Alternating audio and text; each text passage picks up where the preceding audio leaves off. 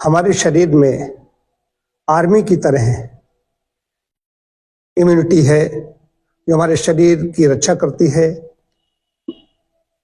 तमाम प्रकार के बैक्टीरिया, वायरस और तमाम ऐसे रोगाणु हैं जो हमारे शरीर पर बराबर हमला करते रहते हैं, उनसे इम्यूनिटी ही है जो हमें बचाती है। आर्मी इसलिए कहा कि आर्मी जैसे हमारी सेना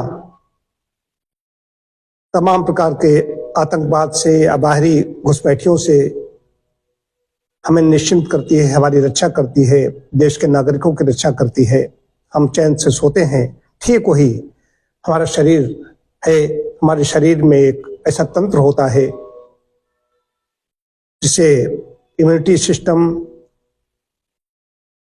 प्रतिरक्षा प्रणाली, रोग प्रतिरोधक क्षमता कहा जाता है। कोरोना काल में लोगों ने इम्यूनिटी के बारे में ज्यादा जाना।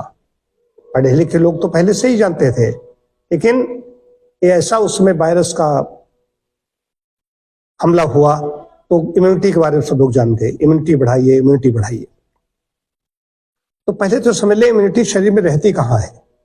कोई ऐसा क्या एक स्थान है, कहाँ पर होती है? तो इम्यूनिटी के बारे में ही कहा जाएगा कि किसी एक विशेष जगह पर नहीं रहती, ये पूरे शरीर में फैली हुई है। बाहर से अगर देखा जाए तो सबसे बड़ा अंग त्वचा है, स्किन है। उसके अंदर भी पहली पंक्ति कही गई। इसके अंदर भी म्यूकस मेम्ब्रेन है। हमारी आते हैं 70 से 80% भाग इसमें रहता है। आते हैं इसलिए कहता रहता हूं पेट साफ रोग साफ। पेट साफ रहे तो कोई रोग नहीं होगा, स्वास्थ्य की रक्षा होगी। जो मलकिया ठीक नहीं रहती है तब प्रकार के रोग वहां से शुरू हो जाते हैं। इसीलिए कब्ज को रोगों की जड़ बताया गया है। तो पेट की गड़बड़ी न होने दें। इसके अलावा लिम्फ नोड्स हैं, स्प्लीन है, थाइमस है, कई ऐसे स्थान हैं जहां पर इम्यूनिटी होती है। जब भी कोई किसी चीज का हमला होता है शरीर पर, तमाम प्रकार के कीटाणु, विषाणु, वायरस जो भी हमला करते हैं तो तंत्र सक्रिय हो जाता है। पहली पंक्ति, दूसरी पंक्ति, तीसरी पंक्ति क्रमशः और उनको चट कर जाते हैं, नष्ट कर देते हैं जैसे शिकारी कुत्ते की तरह। तो प्रतिरक्षा प्रणाली, हमारी इम्यून सिस्टम जितने ज्यादा हमारा मजबूत होगा उतने ज्यादा हमारी सेहत अच्छी रहेगी। ठीक वैसे ही जैसे किसी बगीचे में जाते हैं, बाग में जाते हैं या जंगल में जाते हैं, देखते हैं एक पेड़ सड़ रहा है, एक पेड़ वहां पर नया लहलहा रहा है। तो वो सड़ रहा है, वो लहलहा रहा है, उसके अंदर इम्यूनिटी है, उसके सड़ने का कोई प्रभाव वहां पर नहीं पड़ता। हालांकि उनका भी अलग है, तंत्र ऐसा है जो जड़ों से अंदर अंदर एक दूसरे को सूचना भेजते हैं। वो भी एक बहुत बड़ी चीज है, उसमें नहीं जाना चाहता। इम्यूनिटी हमारी है, डॉक्टर हैं, तमाम स्टाफ है, वो काम करता रहता है। अब उसमें जाइए, जैसे कि टीबी विभाग में जाइए, ट्यूबरक्लोसिस डिपार्टमेंट पे जाएं तो वहां पर पता चलेगा कि ये सब लोग जो वहां पर काम कर रहे हैं उनके अंदर इम्यूनिटी इतनी ज्यादा है जो उन लोगों के बीच में रह करके, ऐसे रोगियों के बीच में रह करके भी सेवा कार्य करते हैं और उनकी रक्षा होती रहती है।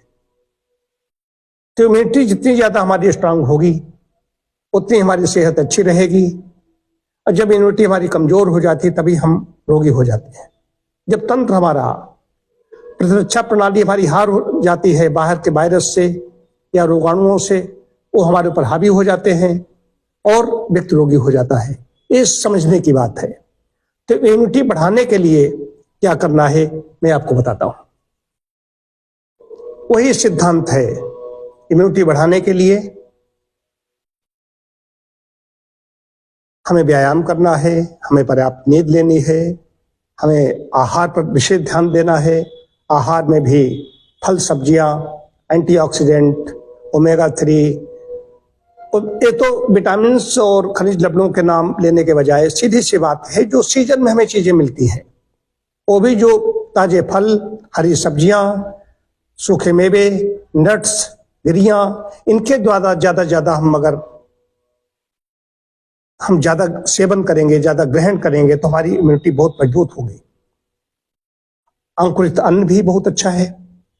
लेकिन यही अन्न खाद्यान्न जब हम ज्यादा तल भून करके खाएंगे, उसको निर्जीव निष्प्राण बना करके खाएंगे, सब्जियों को जो कच्ची नहीं खाई जा सकती उनको खाना चाहिए, उबाल के खाना चाहिए, लेकिन ज्यादा तल करके उनका रूप परिवर्तित कर देंगे तो इम्यूनिटी कैसे हमारी ठीक होगी?